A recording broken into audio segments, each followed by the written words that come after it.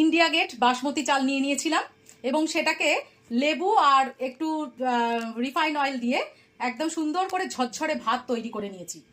অনেকে মেপে জল দিয়ে একেবারে ভাতটা তৈরি করে, আমি জল ঝেড়ে নিই, মানে ফ্যানটাকে ঝেড়ে নিই, আমার এটা সুবিধা হয়।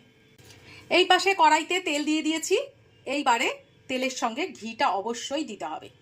বাবা পড়ে না কেন? বড় চামচের 1 চামচ ঘি দিলাম। জিরা রাইস করার জন্য কিছু কিছু জিনিস দিতে হবে, যেমন এটা হচ্ছে শাহজিরা। আমরা যে তরকারিতে নর্মাল জিরা খাই সেটা দিলে না খুব একটা ভালো হয় না, না থাকলে অগত্যা দিও, কিছু করার নেই।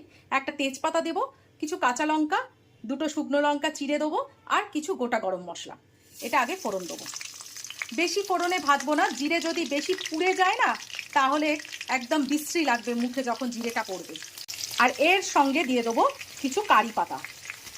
কারি পাতা আমার প্লাস্টিকের মধ্যেই থাকে, সব সময় এনে রেখে দিই, সেই কারি পাতা দিয়ে দিলাম।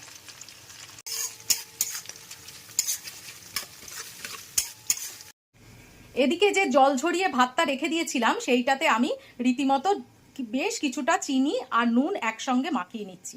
অনেকে কড়াইতে দিয়ে তারপরে নুন চিনি দেয়, আমি একটু মাখিয়ে তারপরে কড়াইতে দিই, তাহলে কি হয় ভাতগুলো ভেঙে যায় না, বেশি নাড়তে হয় না ভাতগুলো।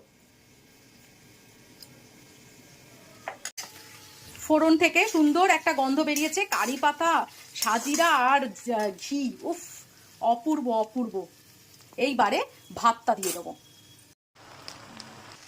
জিরা রাইস করতে বেশিক্ষণ সময় লাগে না, কিন্তু 2-3টে টিপস অন্তত আমি দেবই, যেটা তোমাদের কাজে লাগবে যে কোনো রাইস করতে গেলে। এই রকম বাসমতি চাল নিলে তাহলে তোমরা যখন চালটাকে যদি ওই আমার মতো ফ্যান গেলে তারপরে রান্না করো, তাহলে আমি বলবো একটু লেবুর রস আর একটু রিফাইন অয়েল দিয়ে দেবে তার মধ্যে।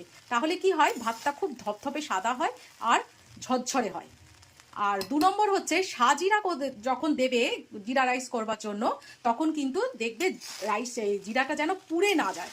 পুড়ে গেলে কিন্তু সেই জিরা সমেত ঘিটাকে পুরো একদম ফেলে দেবে বা অন্য রান্নায় দিয়ে দেবে, কিন্তু জিরা রাইসে একদম দেবে না, তাহলে কিন্তু জিরা রাইসটা একদম খেতে ভালো লাগবে না।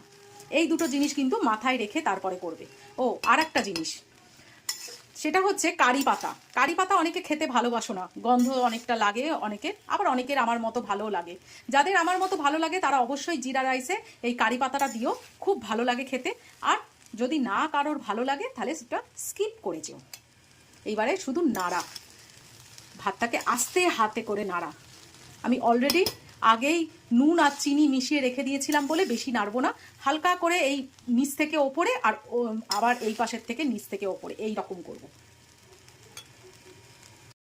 রাইস আমার হয়ে গেছে, দেখো হাঁড়িতে ট্রান্সফার করে আমি এবার জাস্ট ঢাকা দিয়ে রাখবো, যখন খাওয়া হবে তখন খাবে।